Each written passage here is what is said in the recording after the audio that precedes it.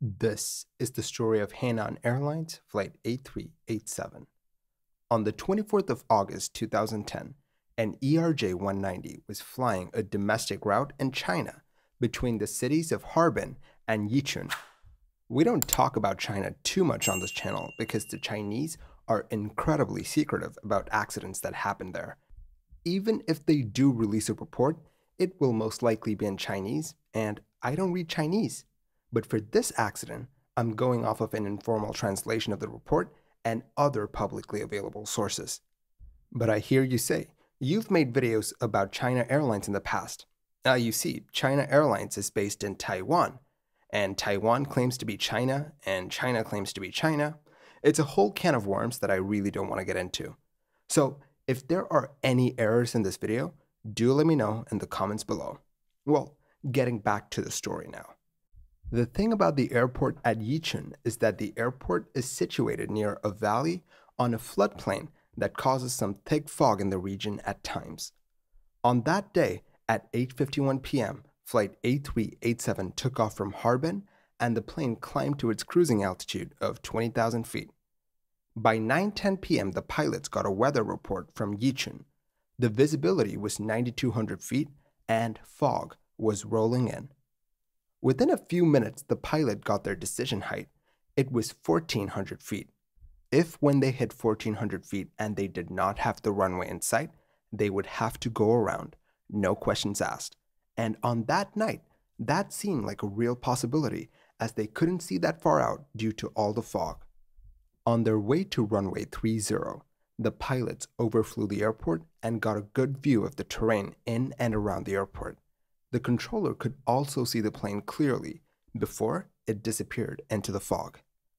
In the cockpit, the first officer remarked that the runway was very bright.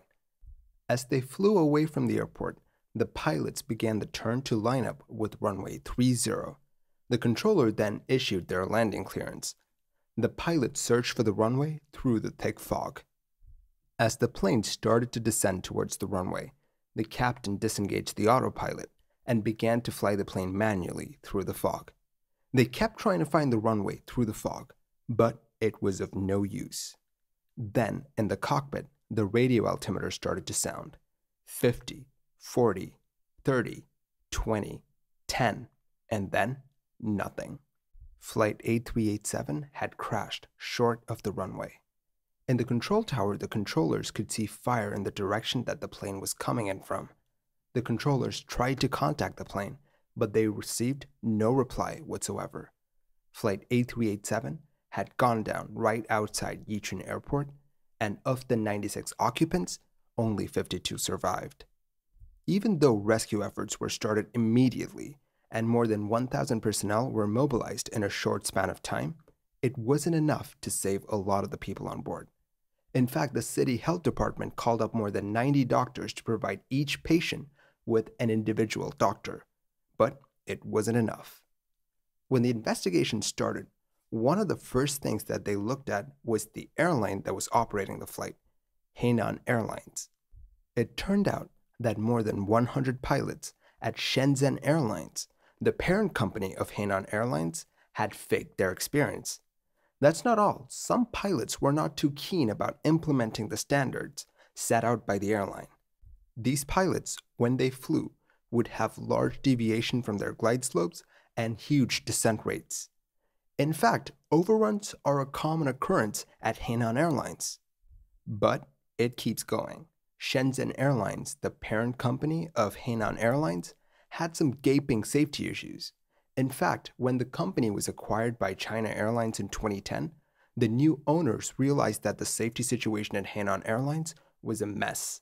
The new owners had put in new safety supervision rules, but unfortunately, that wasn't enough to turn the company around in a few months. How bad were the safety issues, you ask? Well, apparently their permit to operate this particular route was questionable. The permit had apparently been given without route validation and without safety management. That's super important, especially for this route, as Yichun was a challenging airport to land at. This airport was so tricky that China Southern decided not to fly there after sundown. In another lapse by the airline, The accident airplane was understaffed by one cabin crew member, which makes things like evacuation and emergencies that much more difficult. Making the airline look even worse, it turned out that Henan Airlines couldn't even access the weather data for Yichun Airport. You see, the weather data was distributed by a central database. You punch in the airport's ICAO code and you get its weather data. When the database was being populated, the ICAO code was entered incorrectly. Instead of Zulu Yankee Lima Delta, which is the code for Yichun Airport, the code was typed in as Zulu Yankee India Delta. So if you pulled the database for weather at Yichun Airport, you wouldn't get it. But the airline operated the flight without concrete weather data for such a risky airport. So now, let's get to why this accident actually happened. The atmosphere in the cockpit, coupled with the fact that this was the crew's first time flying into Yichun, made things bad. Adding fuel to the fire, the crew resource management in the cockpit left a lot to be desired. The pilots were in very bad weather, and they failed to go around. They were in something known as radiation fog, which isn't as badass as it sounds. It's a type of fog that forms when air near the ground cools and it becomes fog. And then the air above that cools and becomes fog. And before you know it, you have a thick blanket of fog. At the airport during the accident, visibility was well below the minimums, but they still went ahead with the approach. When they listened to the CVR, they heard some interesting things. The first officer, who was supposed to be making callouts, was not doing that. He was supposed to inform the captain that they had gone through their minimum descent altitude without sighting the runway, and he did not do that. In fact, the pilots didn't even attempt a go-around when the radio altimeter sounded. But the report, for some reason, doesn't go into why the pilots did what they did. Usually, there's some underlying factor that pushes a pilot to carry out a dangerous approach when common sense would dictate that he should not.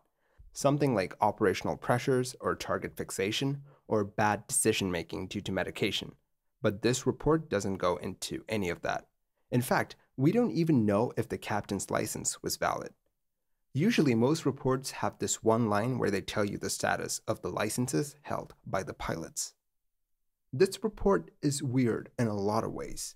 For example, this report has a list of about 18 people who are found to have contributed to this crash. It goes into each and every one of their punishments. Now, compared to that, the 5 short points that they suggested to improve safety and to make sure that this doesn't happen again. Nowhere else have I seen that. Of the 250 reports that I've read, this is the only report that focuses more on who can we blame instead of how can we prevent this from happening again. In fact, most other reports explicitly state that the accident report is not to assign blame, but just a tool to understand what went wrong so that we can prevent it from happening again. But apparently, that's not the case here. If you have any theories as to why the pilots went through with this approach when they should not have, please do leave them in the comments below. Your guess is as good as mine. The report just says that the plane crashed because they descended too low without going around and doesn't dig any deeper. Talk about stating the obvious. After the crash, the province of Henan asked the airline to change its name because people associated the crash with the province. But they kind of brought that on themselves as they had offered concessions to the airline to change its name to Henan Airlines.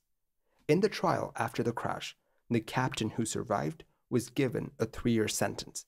He appealed that ruling by saying that it was too harsh a sentence when he wasn't the only person to blame. Do you agree with that? Even with the scant details of this crash, one thing is clear. If you cannot see the runway, please go around. Thank you for watching this video. I know it was shorter than usual, but I like covering these lesser-known accidents as they give us a glimpse into the investigative practices and policies of a country that we normally don't discuss. I know the details were a bit lacking on this one, but I still hope that you enjoyed this video and learned something new. If you want to watch some more mini air crash investigation, how about this video of a pilot whose cockpit was filling up with fuel? Hope you enjoy. Thank you for watching this episode of Mini Air Crash Investigation. If you like the videos that I make, do consider liking and subscribing. It will really help the channel grow. I will catch you guys next time. Stay safe.